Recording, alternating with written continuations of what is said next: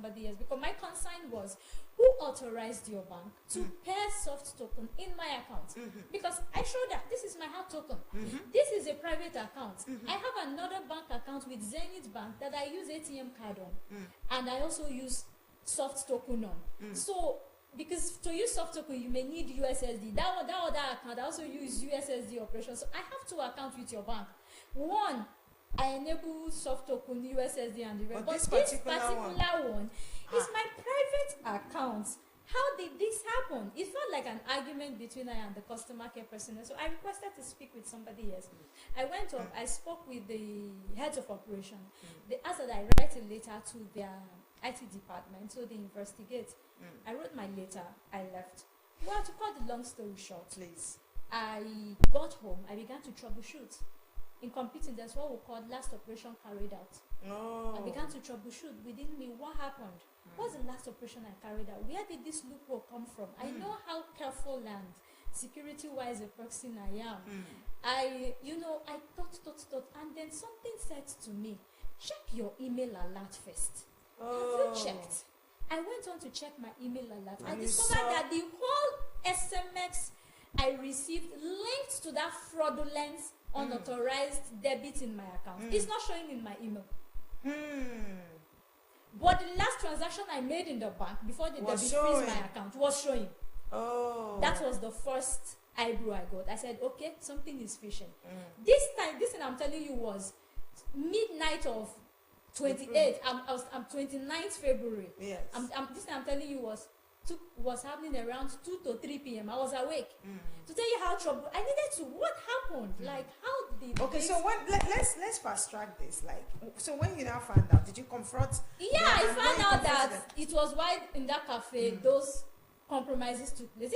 I reported at the station because there is an identity theft already. Yeah. Maybe they've carried out other transactions with my email, which they also deleted to leave no trace. Okay. I reported at A Division Police Station. They picked them, but the A Division Police people tried to make a mess of the case. When I saw their handwriting, as a matter of fact, the owner of the cyber cafe refused to show up at the station. Big man.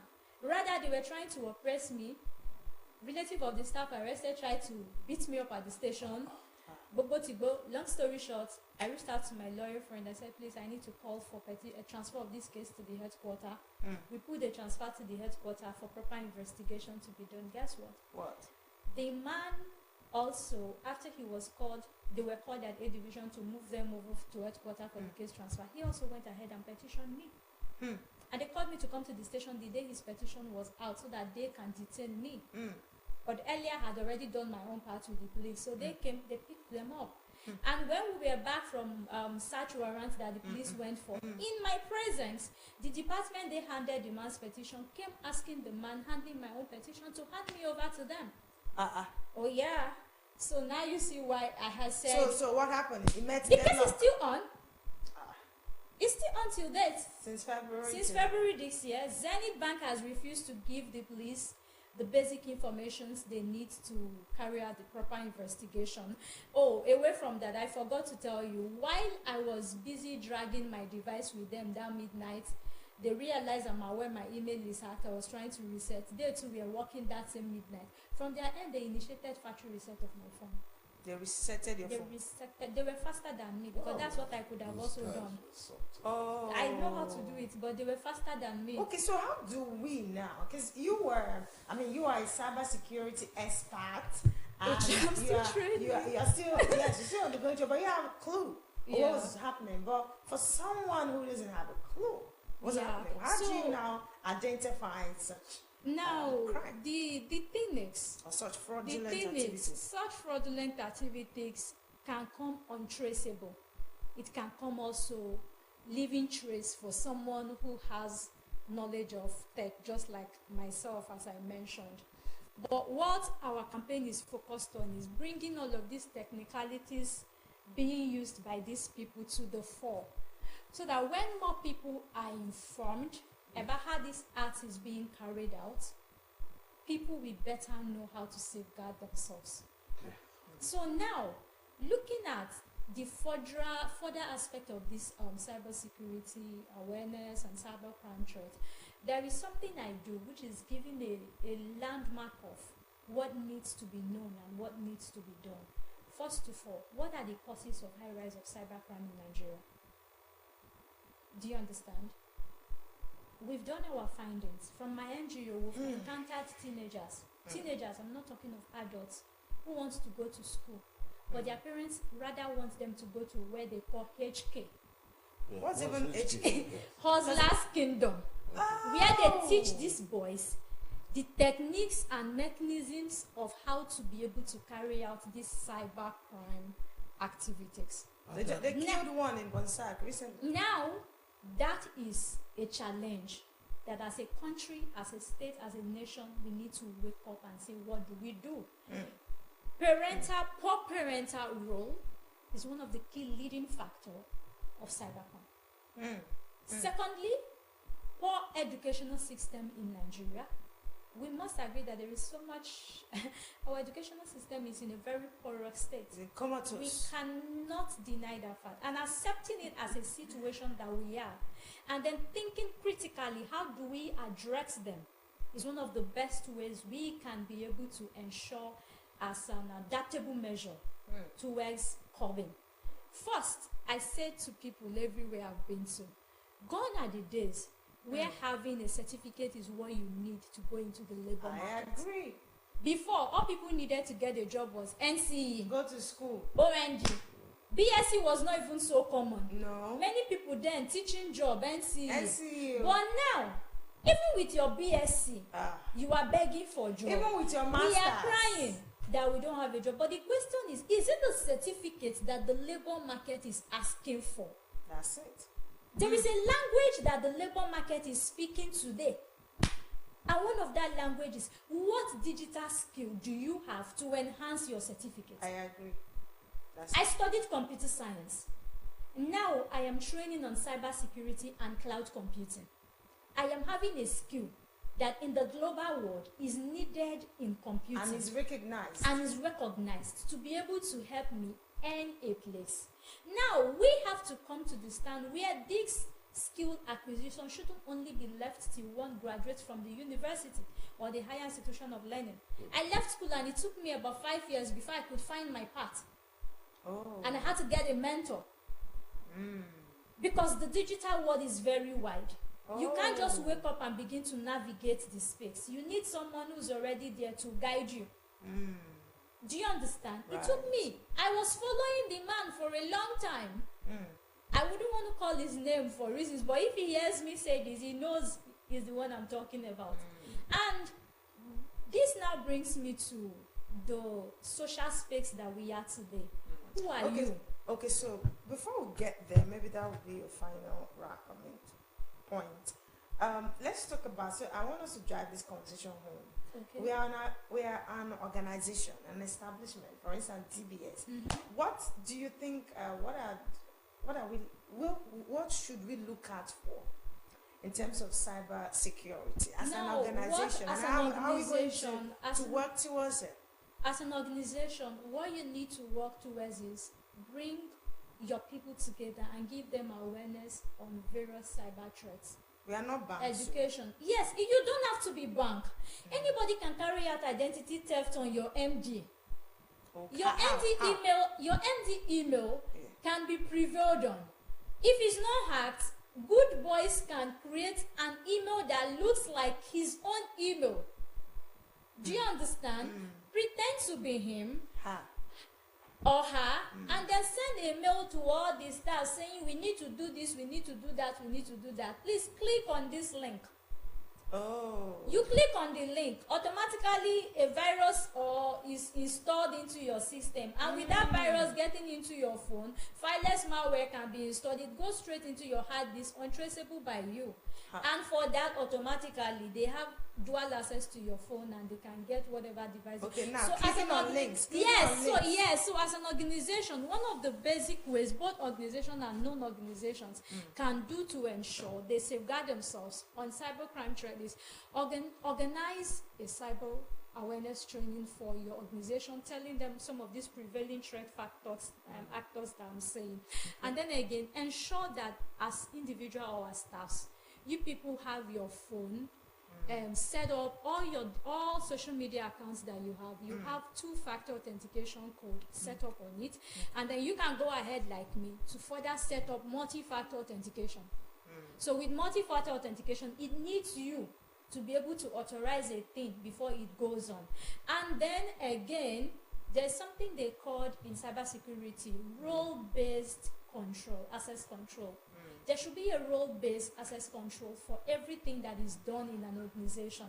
Everybody shouldn't just have access to role 1 to 10, giving room for SSEs. For example, the people who are in charge of your banking activities, they should have a system exclusively for them, a language that they understand.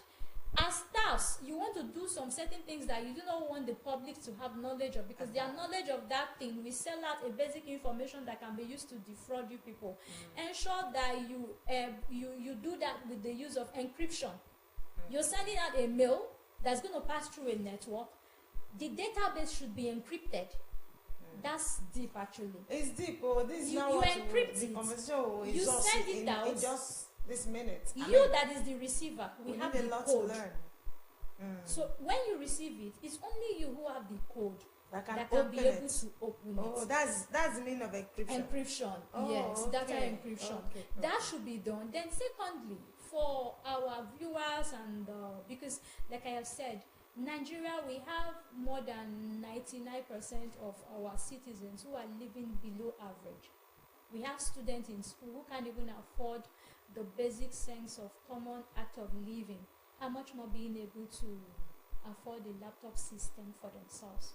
So these kids have need to access public cyberspaces for one exam, one research, or the other. What I have said to people is ensure you have double email addresses or double email accounts.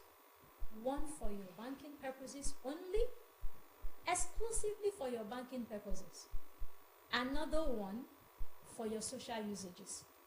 If when I patronized that cyber cafe, my email was not, I signed into their system, or what was not my same email I used for my banking purposes, they wouldn't have been able to break into my bank your account. to have access to my. And then this now comes to the aspect of the government. We have policies, but how effective are our policies? How many states in this tech age that we are have policies on cyber security that is functional and enacted? Just like we have the road safety personnel who goes on the road to check vehicles have their particulars intact, tires are not expired, and drivers are using them to ply the road. Do we have system in place that checks that at least all cyber cafes operating in the cities are operating within the measures of security expectation that will ensure the safety of the citizens? I've done my research since I began following up on my case, and I discovered that in Delta State we do not have a law on cybersecurity. Okay, I will drop you there. Yeah. Because the conversation is just getting interesting. Oh my God. And so what we'll do, Mauro. Yes, sir. This is just the part 1 of the discussion. Part 1. Okay. We will have a part 2. That's Okay. right. I think we'll do a close-up on Okay. this for next week. Okay. By That's His great. grace. Having you is such a delight, because we've also gone through a few experiences. Somebody That's right. who comes like a woman, tells you, I want you to be my friend, are you married? Are you, where is the guy? You ask for that question, he black spots you. Say you are a scam. We'll get to that next week. Okay. We'll look at all of that put together, because I got lost at the point. And I knew that I really needed to be properly educated and informed, and also this thing viewer, but it's not good for us to just wrap it up in one. In one. Look out for next edition. Okay. Right. So watch we'll out for next week, hopefully. I'd like to have you again next week. That would be good. So this is where we'll drop it for today. The ride is already terminated. That's right. And so Ify, we'll be speaking with Chino here, Yes, Chino. co-founder of Chino Smiles Initiative. She will speak more next week. Definitely. So on that note. Yes, thank you so much. It's been a jolly ride. We appreciate you for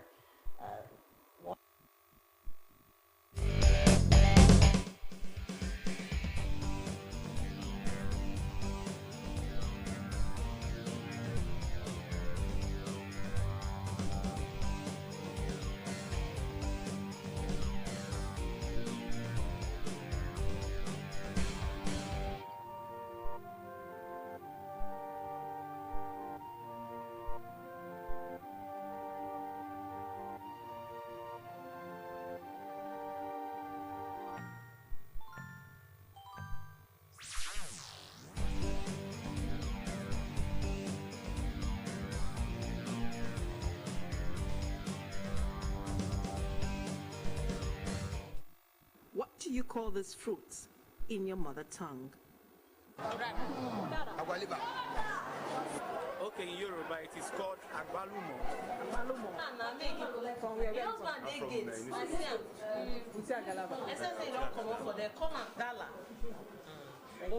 We have about two types. There's the one we call odale, and there's one we call odala. It's like that.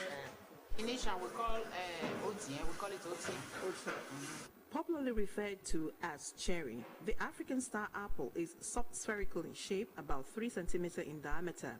The skin or peel is orange to golden yellow when ripe, and the pulp within the peel may be orange, pinkish, or light yellow. Within the pulp are at least 5 seeds, which are usually not eaten. The skin is rich in lactose, which sometimes serves as chewing gum to some, and its seeds are light to dark brown and hard. It is said to have antioxidant properties, and the bark is considered a tonic and stimulant. According to research, the African star apple or cherry contains 100 times more vitamins than the orange and guava, and is commonly found during the months of December through April.